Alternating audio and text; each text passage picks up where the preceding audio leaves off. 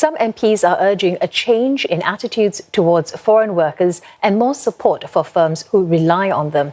One MP highlighted the delays in the construction sector because of the knock-on effects of safe restart measures. Those who are housed in their own factory dormitory, well taken care of for the last 2 months, just because they are not swab tested, they cannot start work.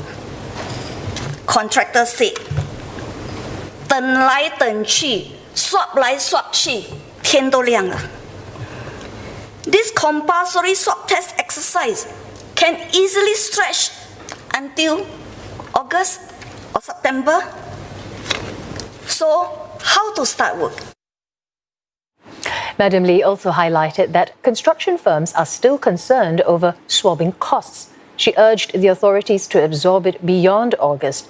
Madam Lee added that government agencies should work more closely with the industry in coming up with new policies. As new foreign worker accommodations are being built closer to neighbourhoods, another MP called for a change in attitudes towards foreign workers. What if these temporary dormitories must remain for a much longer period? Do we then adopt the perverse attitude of resisting them again because we don't want them in our backyard? I hope the new normal for our foreign friends will see them being accepted as a fellow human being who has the right to enjoy the surrounding that they help to maintain and build.